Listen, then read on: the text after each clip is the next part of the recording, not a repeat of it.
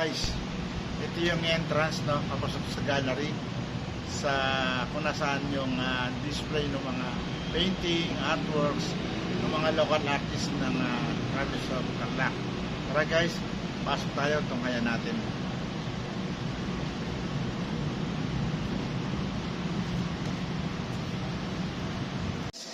Ito na yung papasok sa loob, abot ng gallery. Ito ng Diwa ng Tarlac. Nasa na po. Tara. DAC symbol po ng Provincial Tourism Office. Dito po tayo sa Diwa. Opo, Sa office ng tourism ng Provincial of Tarlac. So, ini-introduce niya ako doon sa konting history ng ating... Bali ito po kasi yung Diwa ng Tarlac.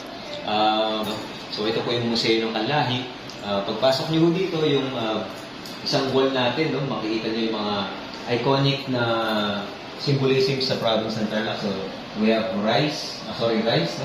May corn, tapos yung mga places natin, Monasterio de Tarlac, tapos Capas National Shrine, tapos yung mga iconic images din sa Pilipinas, mga saraw. Ilan-ilan, kilala naman yung bayan ng Anao, no? Opo. Or it's ilan-ilan. Si Mayor Kalimutan Javi ba? Si Javi. Mayor Javi, oh. Si Sir Javi. So dito, gamit natin yung word na walang Tarlac.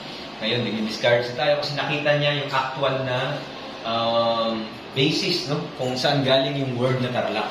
So makikita niyan yung Spanish-Tagalog na dictionary, sinulit ni Pedro Lactao. Nag-research ako, nag-google ako. No? Opo. Tarlac is from Aita, salitang Opo, Aita.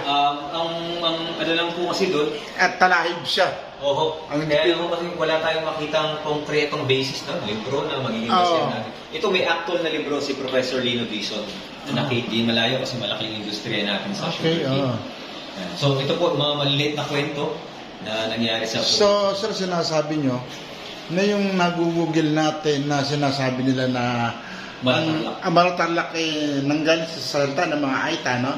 Opo. Dahil along the years, nag-fade away yung Mala at naiiwan yung Tarlac. Hanggang sa eventually, naging Tarlac na lang. So yun ay, kumbaga para sa inyo, walang concrete basis. Wala po kasi libro pa. Wala pa tayong nakita ng libro na yun nga yung pinanggalingan ng word na Tarlac. No? From legit historian. Opo, si Professor Lino po is the Commissioner for NHCP, National Historical Commission of the Philippines. Taga-Tarlac po. Sir, kailan po talaga na-establish itong Diwa ng Tarlac?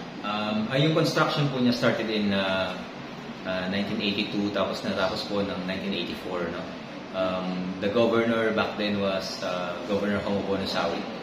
Tapos natayo siya with the assistance of the late Ambassador del Tinco Huaco.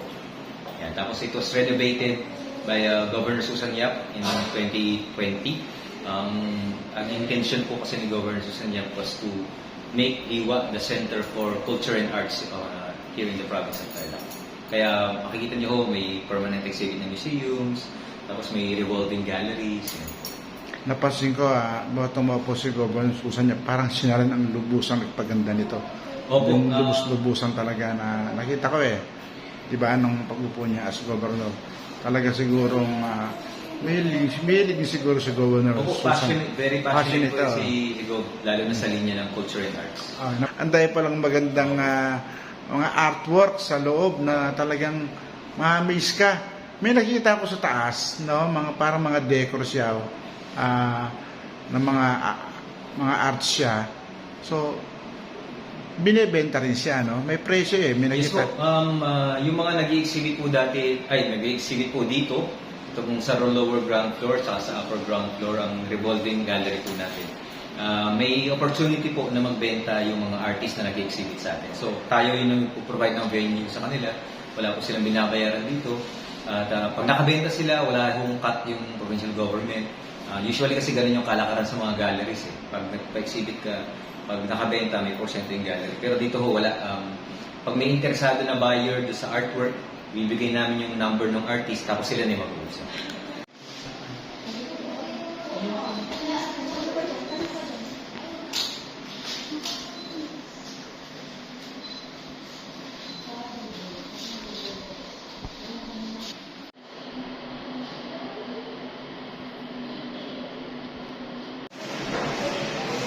Guys, ito ang nasa loob ng Diwa ng Tarlac. Guys, ito yung mga nakadisplay dito sa gallery ng Diwa ng Tarlac. Libre ang mag-display dito sa gallery.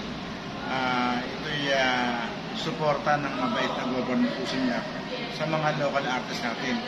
Tingnan mo guys yung gawa ng mga local artists natin. Wow, grabe. Pero guys, pero dito may presyo sa rito. 135,000. Kita ba? Di ba? So guys, no? So iikot pa tayo. Ikot pa tayo. Ilan sa mga gawa, no? Yung mga local artist to, elephant, no? Ito, ang ganda. Ang gandang decor nito. Tingnan natin kung magkano. 20,000 guys, 20,000. 7,700. 17,000. Ayan guys. Itong mga painting na ito, gawa ito ng mga local artists dito sa Tarlac. Na libre silang nakakapag display dito sa gallery na ito ng Diwa ng Tarlac. Bilang suporta sa kanila ng mabait na Governor Susan Yap. Maganda guys, ito ang ganda nito, diba? Mga painting ito dito, ito sa loob ng Diwa ng Tarlac. So, nakikita mo, bahagyan natin dadaanan yung mga painting kasi napakarami guys. Gusto kong makunan lahat. Ito ang ganda nito, abstract, no? Abstract siyang ganda, oh. Actually, ito wala itong presyo eh. Actually, ito ang ilan dito. Ayan na.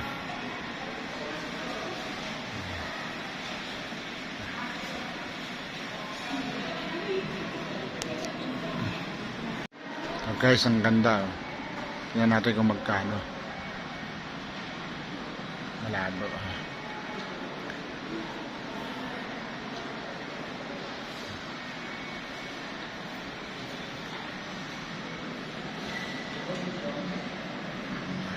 May presyo na, nakita nyo ba? Ayan. Mga painting ito.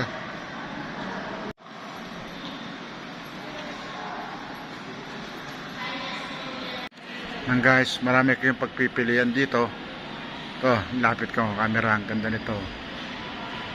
Lalo na kung mahilig kayo sa paintings, sa mga decor, artworks. Diba?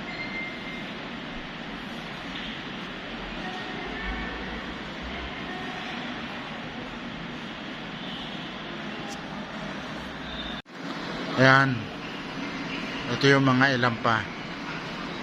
Pasal kayo dito sa Diwa ng Tarlac sa gallery. Ito ang ganda, oh. Sa abstract. Ganda guys, oh. Ang display sa bahay.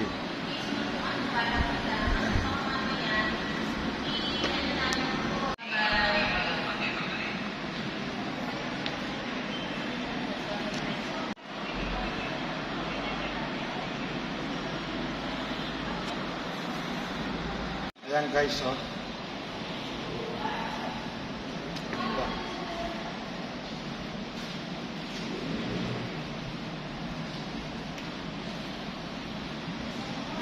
Hindi siya pwedeng hawakan guys. Bawal siyang hawakan. Bawal siyang hawakan.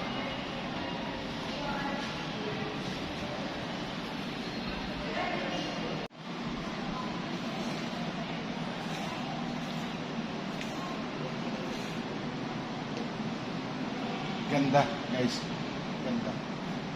Bawal siyang hawakan eh. Illustration na ito, no?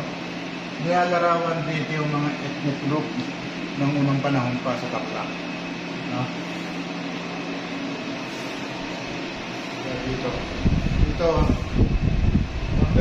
paglalarawan ng history, no? Guys, itong gawing dito sa pamamagitan ng mga artwork, nagkaroon ng illustration sa kasaysayan ng Tarlac. So, katulad niyan yung dumadaan dito yung tren na yan, Manila Dagupan. So, okay, pero yan, ito mga painting ito. Yes,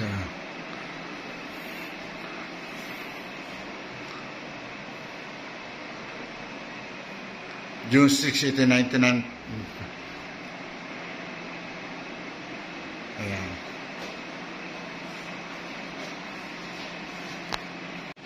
Moro-moro, Tarlac niya 1749. Wala pang Tarlac ng panahon na yun, 1749. Hindi pa nalilikha ang province of Tarlac.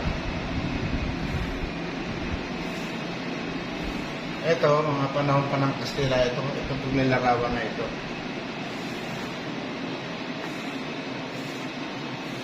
Ayan. Makikita mo dito yung history ng province of Tarlac. Kung na meron illustration. Ng Tarlac Provincial School, no?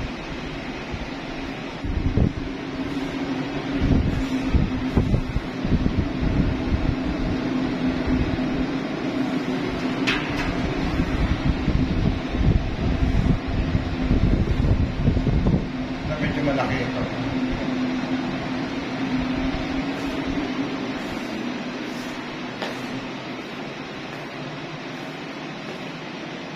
Ganda guys. Kasal kayo dito. Dumating yung mga Spanish. Wow guys, ang ganda nito.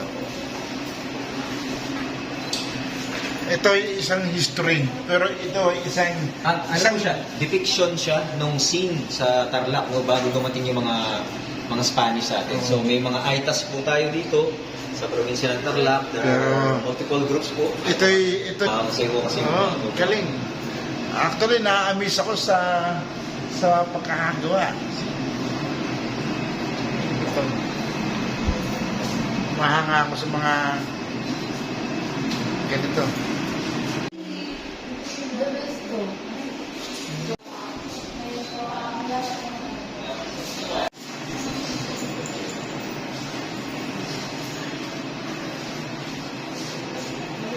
Galing.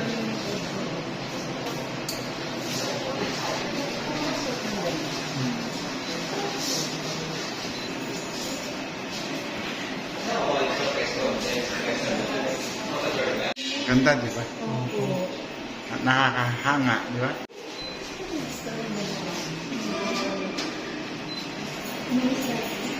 Domingo? Ano siya? Nasa ano po kayo siya? Baka nasa Ayan, depiction po ng Death March. Galing na ako ng Kapas ng Sunusray. Oo. Tinignan niyo ba kung meron kayong apelido? Kasi ako, napaka-weird na ng apelido ko, pero yung mga kabag-anak pa akong nakita. 4 sila. Actor. Po.